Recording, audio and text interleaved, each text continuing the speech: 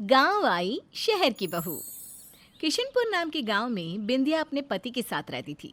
उसका बेटा अपनी पढ़ाई पूरी कर शहर में नौकरी करता था। बेटे की अब शादी की उम्र हो गई थी, जिसके सिलसिले में एक रोज़ बिंदिया अपने पति से कहती है, अरे जी, मैं क्या सोच रही थी कि बिटवा को गांव बुला लूं, फिर कोई अच्छी सी लड़की देखकर उसकी शादी करवा देते हैं। क्यों जी, सही कहती हो ना मैं? हाँ भाग्यवान, बात तो ठीक कह रही हो तुम। बुला लो फिर उसे। तभी वहाँ हाथ में मोबाइल लिए बिंदिया की पड़ोसन रसीली पहुंचती है। वो बहुत ही घबराई हुई दिख रही थी, जिसे देखकर बिंदिया उससे पूछती है, अरे रसीली, क्या हुआ? इतनी हड़बड़ाई हुई क्यों लग रही हो? सब ठीक तो है ना? भगवान झूठ ना बुलवाए बिंदिया भाभी, कैसे कैसे बच्चे हो गए हैं आजकल। तुमसे छिपा कर कौशल ने शादी भी कर ली है? क्या दिन आ गए हैं? अरे आग लगे तेरी जुबान को, जल जाए तेरी जुबान, क्या बकती है? भगवान झूठ ना बुलवाए भाभी, ये देखो वो कौनो इंस्टाग्राम में फोटो डाले हैं अपनी पत्नी के साथ। एकदम जींस टॉप में टिप टॉप है बहुरानी। हाँ, रसीली फोन आगे बढ़ाकर कौशल के प्रोफाइल में अपलोडेड पिक्चर बिंदिया और रामचंद्र को दिखाती है। मुझे बिना बताए कौशल ने शादी भी कर ली, तो अच्छा ही हुआ ना। एक काम तो हुआ, तेरी तो भला टली। भगवान झूठ ना बुलवाए रामचंद्र भैया, आज छुपा कर शादी की, कल को आप लोगों को देखने भी ना आया तो। और ये बला टली है या आई है, वो तो लड़की को देखकर ही पता चलेगा ना। नहीं नहीं, अब नहीं, आप कौशल को वापस गांव बुलाना ही होगा। हाँ भाभी, देर ना करो, उम्र का तकाजा है। तबीयत बिगड़ गई तो पास में कोई तो अपना होना चाहिए ना। अब ये तबीयत ही उसे गांव वापस लेकर आएगा। तो कौशल को फ़ोन मिलाकर मुझे दे। रसीली कौशल को कॉल करती है। मैं मर जाऊंगी तब आएगा क्या बेटा? डॉक्टरों ने जवाब दे दिया, इस दुनिया से जाने से पहले कम से कम तेरी बीवी का मुंह देख पाती। अब तो आजा बेटा। अपनी माँ की ऐसी आवाज़ सुनकर कौशल अपनी पत्नी के साथ अगले ही दिन गांव आ जाता है और सीधा अपने घर पहुंचता है, जहां बीमारी का बहाना किए बिंदिया बिस्तर पर लेटी हुई होती है और सभी उसके पास खड़े होते हैं। माँ मैं आ गया। तुझे मेरी बीवी का चेहरा देखना था ना? ये देख, ये मेरी पत्नी, तेरी बहू माँ। Hello aunty, I mean mummy ji. हम भी है यहाँ, हमें भी कोई नमस्ते नमस्ते कर लो। लड़की तो विदेश की लागत है कि नहीं फगुनिया? एकदम खूबसूरत। एक घूसा मारेंगे ना अकल ठिकाने आ जाएगी। बिंदिया भाभी को देखने आए हो कि उसकी बहू को? सारे मर्द एक से होते हैं। आप लोग अब अपने अपने घर जाइए। बहुत धन्यवाद। अब मैं माँ का ध्यान रखूँगा। अब सब ठीक हो जाएगा। ठीक हो जाएगा नहीं बेटा, मैं तो ठीक हो गई। ऐसा कहकर बिंदिया फट से उठकर बैठ जाती है। तूने क्या सोचा था, बहू को मुझसे छिपा लेगा? अरे मैं भी तेरी माँ हूँ। अब तू जा शहर, बहू तो यहीं रहेगी।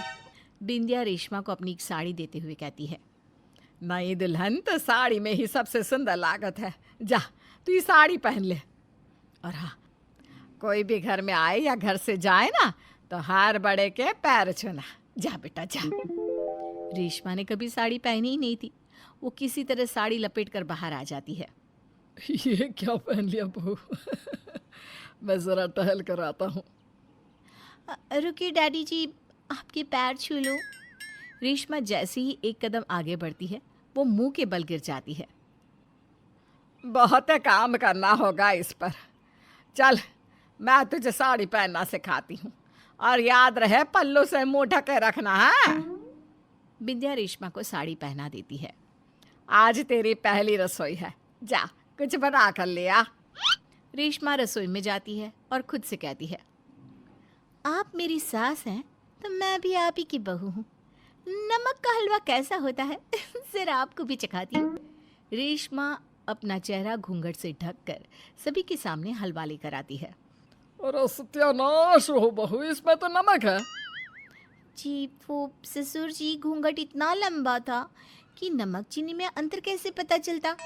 तुम भी हद करती हो बिंदिया, बहू के पीछे ही पड़ गई हो। अरे ठीक है ना, कल मुंह दिखाइए बहू की।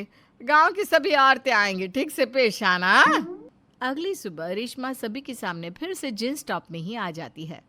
अरे बिंदिया भाभी, मुंह दिखाए में भी बहू ने साड़ी ना पहनी, लाज शर्म है कि ना? बिंदिया मन ही मन सोचती है, अरे कल तो इसने साड़ी पहनी थी, तो आज सबके सामने मेरी इज्जत क्यों देने पर उतारू है। अरे रेशमा बहू, जो साड़ी पहन कर आ बेटा। कल आते ही आप सबने मुझे जींस में देख ही लिया था। आज अगर मैं साड़ी पहनकर इतने लंबे घूंघट में आती तो कहीं आप लोग मुझे कोई बहुरूपिया ना समझ ले। ये सोचकर मैं डर गई, इसलिए ऐसी ही आ गई। सही किया ना मैंने? अरे ये बहू ने तो हद ही कर दी है। अब बहू जा सबके लिए कुछ खाने को ले आ, समोसे कचौड़ी। मैंने सबके लिए मॉडल्स, पिज़्ज़ा, मोमोज मंगवा कर रखे हैं पहले से ही। रेशमा सभी को चाइनीज डिशेस सर्व करती है, जिसे खाकर सब उंगलियां चाटते रह जाते हैं।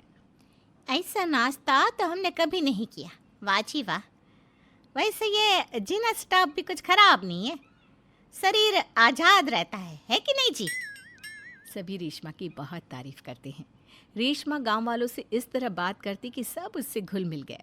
अब तो गांव की औरतें भी जींस पहनने की सोचने लगी थी। इस रेशमा को मजा ना चखाया तो मैं भी बिंदिया नहीं। इतना सर फट रहा है, एक कप चाय पी लेती हूँ, फिर सोचती हूँ क्या करना है। बिंदिया गुस्से में रसोई में जाती है और चाय बनाने लगती है। उसे ये ध्यान नहीं रहता कि चूल्हे से लगने के कारण उसके पल्लू में आग लग गई है। जैसे ही बिंदिया की नज़र आग की लपटों पर पड़ती है, वो आग देखकर जोर जोर से चिल्लाने लगती है, बचाओ बचाओ। घर में उस वक्त रेशमा के अलावा कोई नहीं होता। अपनी सास की चीख सुनकर रेशमा सीधा रसोई में भागती है। घबराइए मत मम्मी जी, मैं अभी कंबल लाती हूँ, आपको कुछ नहीं होगा। रेशमा एक कंबल लाकर बिंदिया के चारों ओर लपेट देती है और आग को बुझा देती है। आप ठीक तो है ना मम्मी जी? जिसकी तुम जैसी बहू हो, उसको क्या हो सकता है बहू। मुझे माफ़ कर दे। मेरे बेटे ने छुप कर तुझसे शादी की, इसमें तेरी क्या गलती। पता नहीं तुझ पर मैं इतने कामों का बोझ क्यों डालती ही जा रही थी। मजाक मजाक पर मैं कब स्वार्थी हो गई मुझे पता ही नहीं चला। तुझसे जीतने की होड़ में मैं भूल गई कि तू तो मेरी बहू है। खुद की परवाह ना करके तूने मुझे बचाया।